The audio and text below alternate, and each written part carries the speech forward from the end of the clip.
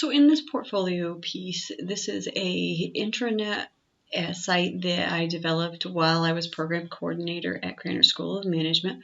And it was developed because we have faculty members that were transitioning from a paper curriculum management system to a electronic curriculum management system.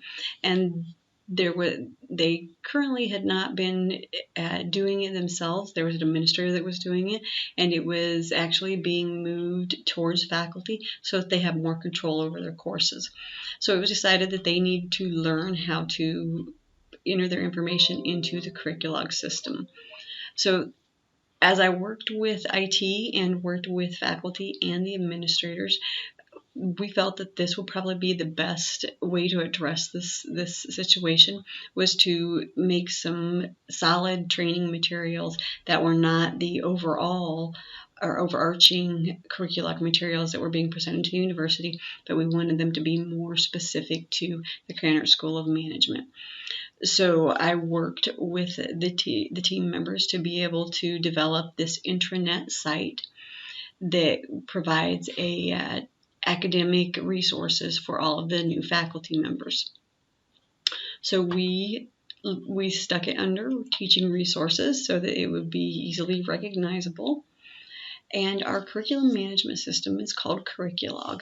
And so we needed to address two problems. We have new and incoming faculty that are getting their courses up and running and developing their curriculum and their syllabi and all of that. But we also have seasoned faculty that are used to their course information is already developed.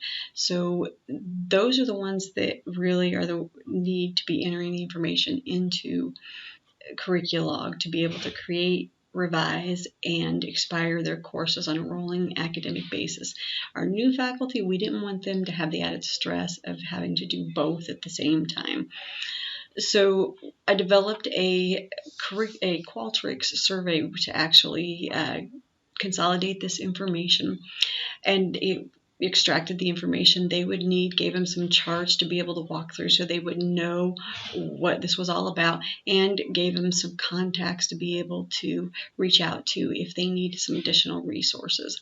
So that was the first address to the problem, was to help new faculty not have to go through the added stress of adding it to the curriculum management system. As they progressed, though, the second year, they would be expected to keep their courses within Curriculog correct. And with Curriculog being our electronic curriculum management system, it would dump into our banner system and then into our Purdue catalog. So everything that was in Curriculog needed to be up to date. So with that, we did the Curriculog course changes first, and then I developed some videos that work on creating, expiring, and revising a course.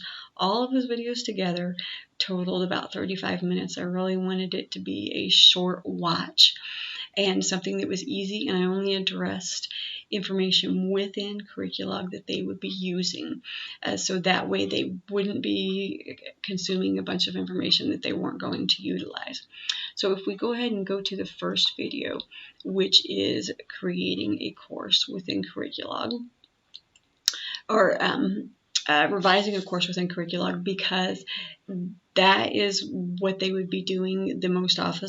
Most often will be revising a course. If they create a course that goes in once and then they revise it as it goes, unless they expire it. So this one, actually, this video has a bulk of the information. And I'll go ahead and just walk you through a little bit of how it was developed. I developed it with a table of contents so that they could quickly jump to sections that they may need refresher courses on. They were not going to remember everything to begin with of how to do it. So if they had access to the video, they could easily jump to the sections they would need. So, and I'll just go ahead and show you a little bit overview of each of the sections. It was developed with captions, so you can turn those off and on, as you can see down here by the button.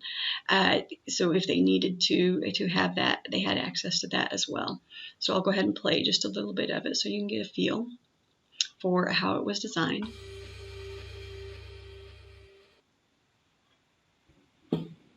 Hello, Krannert faculty and area coordinators.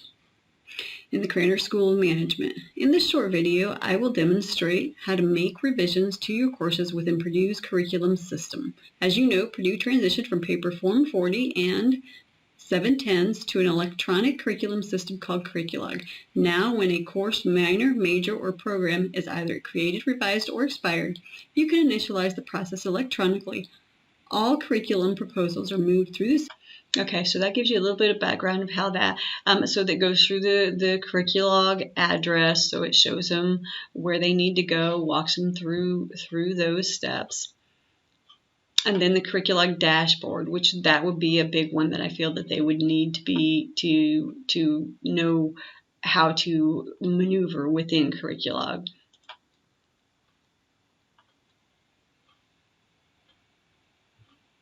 In this video segment, I will be focusing on the Curriculog dashboard, primarily the information that you're going to be needing. You will not need to know all of the functions, therefore we're just going to concentrate on the ones that will get you up and running the quickest. At the very top, we have the Curriculog menu bar. So we also have the action buttons, so it shows them a little bit. It shows how they can go through the action buttons and know what they mean. But if they hover over them, they're going to be able to tell what they mean. So this area should be easy for them to retain. Your action buttons, you're able to view a summary. So if you click on this button, it brings up this window right here and just gives you some background information about your proposal. You can edit your proposal by clicking on this. This is where you'll remove and add information. You can send a message about your proposal to anybody that's on the approval chain. So, and then next we had the advanced filters so that they were able to do some advanced searches. You're able to see the criteria that you could choose from to select any of the courses. This is where you'll find your historical record as well. And also I built in some job aids so that they would have, instead of the text-based information, they would have a visual as to what they needed to do, such as the prereqs and for co-reqs, the student must take the courses together, while concurrent prereqs allow the student to take the course they are registering for. And keeping the design consistent, also built the restrictions chart. As you can see by the chart, restrictions can apply at the college, major, classification level as an undergraduate or graduate. And then it walked them through the course approval so that they knew how to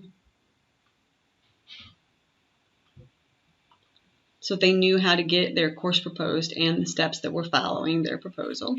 Now that we have entered the revised information into our course proposal, it's time to move it on to the next approver. So I like to quickly look through and make sure that I have checked all pertinent information. Make sure. And then it also gives them some tips on does not seem to be getting approved within a couple of weeks. It has been submitted. Email the person next on the approver list and let them know that a proposal needs to be approved. Sometimes they miss the Curriculog notifications. Another good tip is when you receive. Okay, so the next video, I'll just show you a little bit of it, is the creating a course within, and it builds off of, so it scaffolds off of the revising video. So they'll need to watch the revising video first, and then it will give them a little bit of a background so we're trying to build off of the knowledge in that one. So if we go to starting the course proposal. New proposal to create our new course.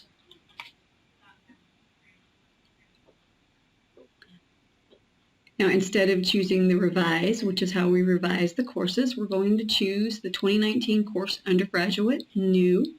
So it gives them a little bit of tips throughout that tells them that these things are going to change on a rolling basis. So every year it's going to be something different that they'll need to choose.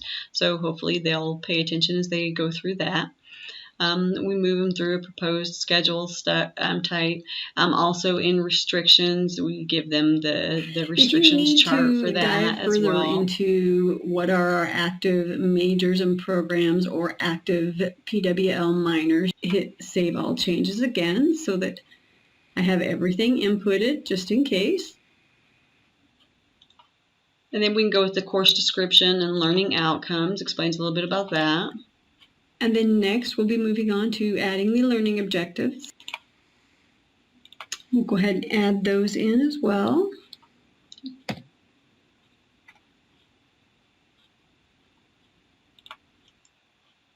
then I would have to hit decisions. Then I would need to approve it and make my decision. Okay, so this video is a total of 13 minutes long. Okay, going back to the home site or the intranet site, they have these videos available as training, and they are Krannert specific. A few other things were developed, such as a curriculum schedule. So this is something that they can print out that tells them exactly when things are due and when they need to be on instead of a day basis date, it is on a calendar basis. So it shows that in the fall, spring, and summer, regardless of the date, these are the time frames that they have for these. It gives them the task that is done, who is the owner of that task, and when the dates are, when the time frames are. And since some of them change every year, then those dates are inputted and a new calendar is sent out on a yearly basis.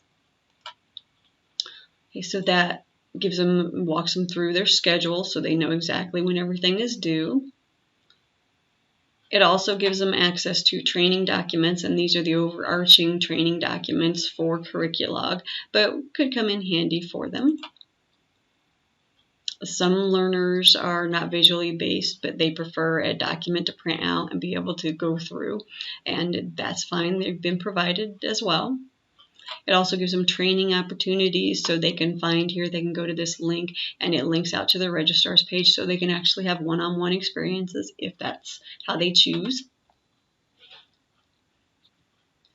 And then the Curriculum workflows. So what happens to the proposal? Where does it go? What is my role in it? So it gives them a visiograph of how that works. And it also gives them the course review workflow, because that's going to be different. So a course review, it also gives them the date, the deadline of when it's going to need to go through and how many approvers that it needs to go through. And that's important sometimes when you're working on a deadline. How many people have to approve it? How quickly do I need to get it through? And the last thing we provided is, because not every role needs to know all of the information, we broke it out into a quick chart that says, okay, what training resources do I need? And so it outlines what your role is, what the resource is, and what area that you're going to need to work through. So hoping to consolidate all of this information into an area will provide a solid foundational training for them, and then they could branch out and continue to learn on their own at their own pace. So this gives them a good variety of information in a few different ways of learning, so that they can get that solid training for this. And as our new faculty becomes seasoned faculty, then they would also we're going to try to develop a site so that they can actually collaborate together to see how is the best way to go about this as this project continues to move forward. So that is the Curriculog course management training for faculty intranet site that was developed.